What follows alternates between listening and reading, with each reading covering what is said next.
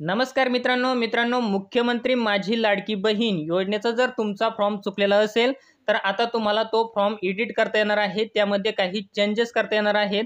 ते कशा पद्धतीने करायचं आहे तर त्यावर मी ऑलरेडी एक व्हिडिओ बनवलेला आहे, परंतु बऱ्याच मित्रांचे असे कमेंट आलेले होते की आमच्या मोबाईलमध्ये एडिटिंगचा ऑप्शनच येत नाहीये किंवा तो दाखवितच नाहीये किंवा एडिटिंगचं ऑप्शनच नाहीये, असे भरपूर वेगवेगळे कमेंट त्या ठिकाणी येत होते। परंतु मित्रांनो, सर्वांच्या मोबाईलमध्ये एडिटिंगचं ऑप्शन आहे, तर तो एडिटिंगचं ऑप्शन कशा पद्धतीने आणायचा आहे तर ते मी आज या व्हिडिओमध्ये तुम्हाला लाईव्ह दाखवणार आहे। तर मित्रांनो, सर्वात प्रथम आपल्याला त्याच्यासाठी आपल्या मोबाईलच्या प्ले स्टोअरवरती यायचं आहे। प्ले स्टोअरवरती आल्यानंतर इथं आपल्याला नारी शक्ती दूध ॲप असं नाव टाईप करायचं आहे। असं नाव टाईप केल्यानंतर आपल्यासमोर तिथं ते ॲप येईल, तर ते ॲप आपल्याला आपल्या मोबाईलमध्ये अपडेट करायचं आहे। तिथं अपडेट मागणार आहे।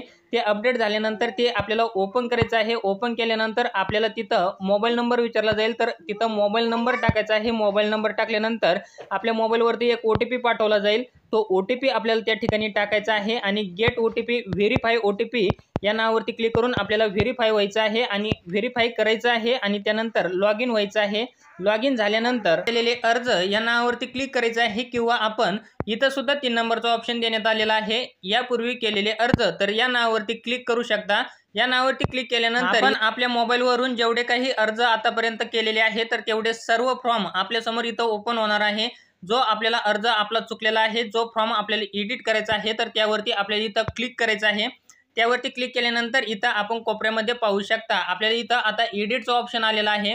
आपण या एडिटच्या ऑप्शनवरती क्लिक करून आपली जी काही सर्व माहिती आहे, आपल्याला जी काही चेंजेस करायचे आहे, जी माहिती आपल्याला एडिट करायची आहे, जी माहिती आपली चुकलेली आहे, तर ती माहिती आपण इथं एडिट करू शकता। आपले जर डॉक्युमेंट चुकलेले असतील अपलोड करताना, तर आपण या ठिकाणी आपले डॉक्युमेंट सुद्धा इथं एडिट करू शकता किंवा या ठिकाणी आपली माहिती भरताना काही चुकलेली असेल तर ती माहिती सुद्धा आपण इथं एडिट करू शकता। तुम्हाला जे काही एडिट करायचं आहे तर ते तुम्ही इथं एडिट करू शकता।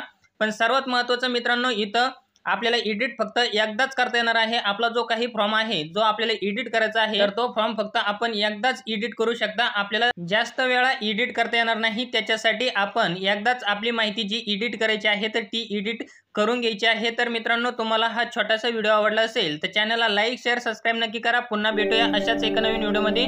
तोपर्यंत धन्यवाद मित्रांनो। जय हिंद, जय महाराष्ट्र।